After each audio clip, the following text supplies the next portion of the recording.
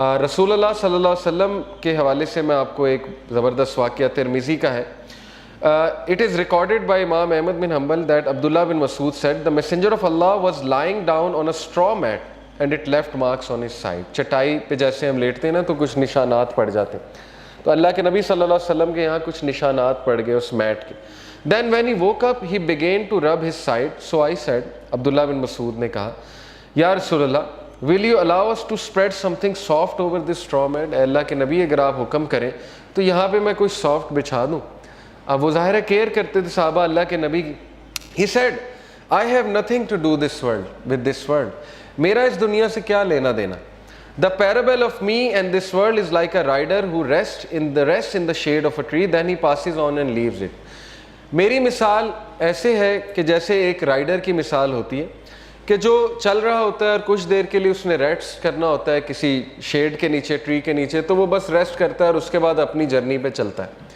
یعنی اس لیول کی فلسفی, اس لیول کا توکل, اس لیول کا یقین, اس لیول کا ایمان, تو زندگی اصل میں گزرتی ہے ایمان سے, توکل سے. یہ بلڈ کرنا چاہیے بچوں کا. اگر آپ نے کچھ بلڈ کرنا ہی ہے اپنا تو سب سے زیادہ ٹائم اس پہ لگائیں, حق الیقین.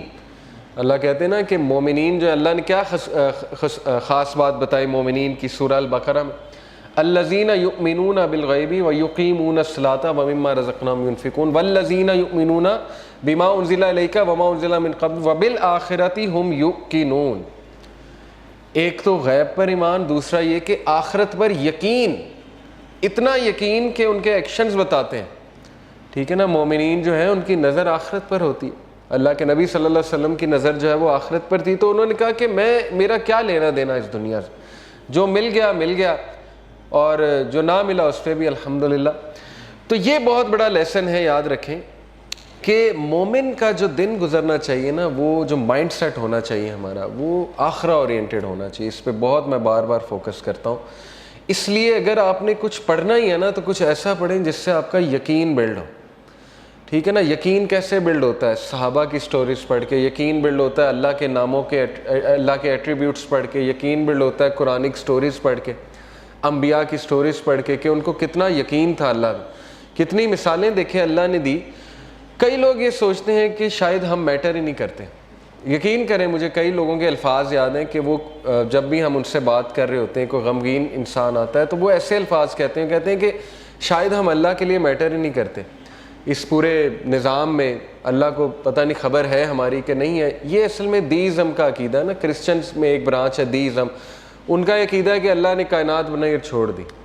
تو یہ تو کفر ہے نا. اللہ تعالیٰ کا تو ایٹریبیوٹ ہے اللطیف. ابھی میں آپ کو اللطیف انشاءاللہ بتاتا ہوں کہ اللطیف ہوتا کون ہے. بہرحال اللہ تعالیٰ تو اپنے لوگوں کے بارے میں اتنا باخبر ہے اور اتنا پریسیجن کے ساتھ اللہ نے ایک ایک چیز کی ہے کہ آپ سوچ نہیں سکتے. ابھی میں انشاءاللہ آپ کو اللطیف ریوزٹ کراتا ہوں ہوتا کہ, تو یہ بھی شیطان کا وسوسہ ہے کہ ہم اللہ کے لیے میٹر نہیں کرتے. اللہ تعالیٰ بتا رہا ہے کہ وَلَلْآخِرَةُ خَيْرٌ لَكَ مِنَ الْأُولَىٰ, اور یہ کہ الم یجد کا یتیمًا فَآوَىٰ وَوَجَدَکَ ضَالًّا فَہَدَىٰ, کہ اے نبی تم یتیم تھے, کیا اللہ نے تمہاری ٹیک کیئر نہیں کی؟ جیسے اللہ نے پاسٹ میں تمہاری ٹیک کیئر کی ہے تو فیوچر میں تمہیں چھوڑ دے گا. کیسے تم نے امیجن بھی کیسے کر لیا اللہ تعالیٰ سے ہی.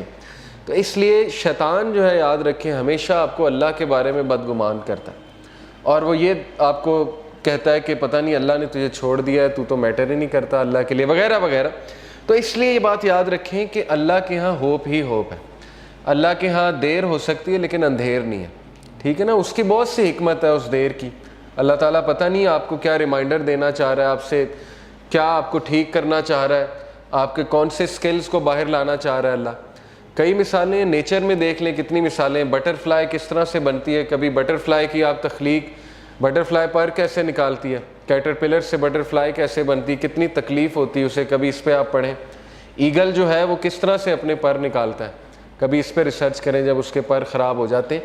تو کائنات کی ہر تخلیق اس بات کی گواہی دے رہی ہے کہ ایفرٹ ہے, لیکن یہ کہ اللہ کے ہاں دیر ہے لیکن اندھیر نہیں ہے, اور اللہ تعالیٰ دیتا ہے, ہر ایک کو دیتا ہے. بہرحال اس سے آگے ہم پڑھتے ہیں وَلَسَوْفَ يُؤْتِيكَ رَبُّكَ فَتَرْضَىٰ. اب دیکھیں وہاں تو دلا ہی دی امید کہ آخرت تو تیرے لیے بہت بہتر ہے ہی ہے نبی, لیکن یہ کہ تیرا رب تجھے اتنا دینے والا ہے ان قریب, that you shall be so well pleased. کہ تو راضی ہو جائے گا. اور اللہ کے نبی صلی اللہ علیہ وسلم کو اللہ نے سب دکھا دیا تھا اور اللہ کے نبی کو راضی کر دیا تھا کہ تیری امت کتنی بڑی ہوگی.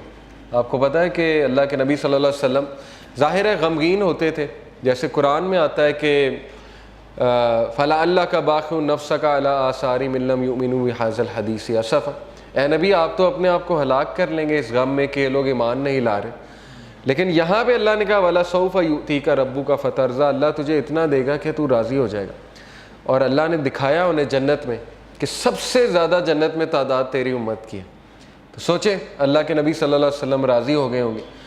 اور اللہ کے نبی صلی اللہ علیہ وسلم کو دکھائی, فتوحات دکھائیں. اللہ کے نبی صلی اللہ علیہ وسلم کو پتہ تھا کہ میری امت جو ہے وہ کتنی پھیلے گی. حضرت عمر صلی اللہ عنہ جو ہے وہ جب فتوحات ہوئی تو رونے لگ گئے.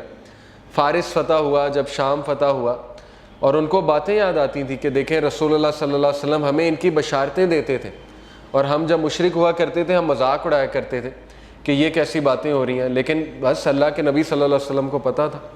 تو اس لیے یہ اللہ ہمیں بھی کہہ رہا ہے, یہ ہر انسان کے لیے میسیج ہے کہ تم فکر نہ کرو, اللہ تمہیں راضی کر دے گا کسی نہ کسی طریقے سے. دیکھیں اللہ سے ہوپ لگائیں گے نا تو ایمٹی ہینڈ نہیں آئیں گے, یہ میں آپ کو بتا دوں.